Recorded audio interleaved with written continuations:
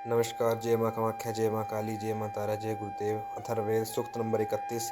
देवता आशापाल अर्थात वास्तोषपति। श्लोक नंबर 1।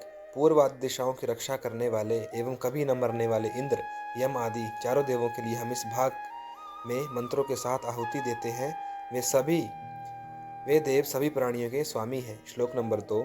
जो दिशाओं का पालन करने वाले इंद्र आदि 4 देव हैं, वे हमें मृत्यु देव के पाशों से छुड़ाएं तथा पापों से हमारी रक्षा करें।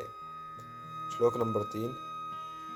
हे धन देने वाले कुबेर, मैं अपने अभिमत धन आदि प्राप्त करने के लिए हवि से इंद्र आदि देवों की प्रसन्नता के लिए हवन करता हूँ। दिशाओं की रक्षा करने वाले इंद्र आदि देवों में जो चौथे देव कुबेर हैं, वे इस यज्ञ का हमें स्वर्ण, रजत आदि धन दें। श्लोक नंबर 4। हमारी माता, हमारे पिता, हमारी गायों और सारे संसार का कल्याण हो। हमारी माता आदि उत्तम धन एवं श्रेष्ठ ज्ञान वाले हैं। हम 100 वर्ष तक सूर्य के दर्शन करते रहें। तो ये जो प्रार्थना थी, ये धन प्राप्त करने के लिए थी।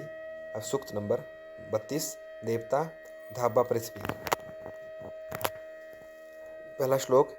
हे जानने के इच्छुक जनों, इस बात को जानो कि वह जल रूप ब्रह्म पृथ्वी पर नहीं रहता और ना वह आकाश में निवास करता है।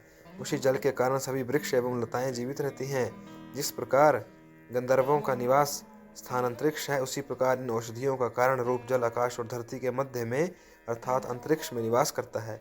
इस लोक में जो भी स्थावर और जंगम है, उन सब का आश्रय भी जल है। विधाता मनु आदि भी इसे नहीं जानते। श्लोक नंबर 3। हे जल उत्पन्न करने के लिए कांपती हुई उन्मत्त पृथ्वी एवं आकाश, तुम दोनों पहले बताए हुए जल का उत्पादन करो। वह जल वर्तमान काल में नया रहता है, अर्थात वर्षा का जल समाप्त हो जाने पर भी आकाश में जल उसी प्रकार समाप्त नहीं होता जिस प्रकार सागल में मिलने वाली सरताएं कभी नहीं सूखती। श्लोक नंबर 4। सारा संसार आकाश से चारों ओर से घिरा हुआ है। यह संसार पृथ्वी पर आश्रित है। मैं संसार के धन रूप स्थित भूलोक तथा पृथ्वी को नमस्कार करता हूँ।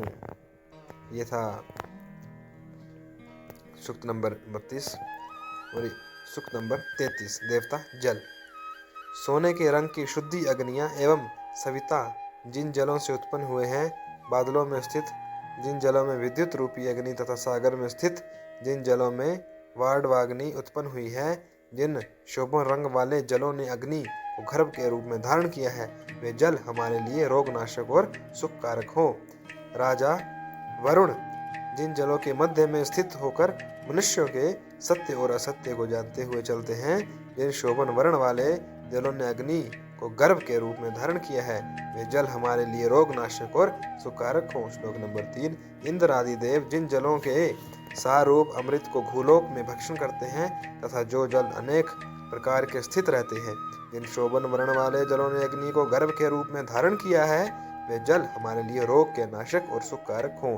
हे जल के अभिमानी देव, मुझे सुख कर दृष्टि से देखो तथा अपने कल्याणकारी शरीर से मेरी देह का स्पर्श करो। जो दल अमृत को टपकाने वाले तथा पवित्र करने वाले हैं, वे हमारे लिए रोग विनाशक और सुखकारी हो।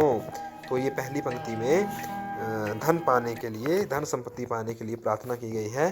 दूसरी पंक्ति में औषधि की प्रार्थना की गई है, औषधि का पावर बढ़ाने की प्रार्थना की गई है।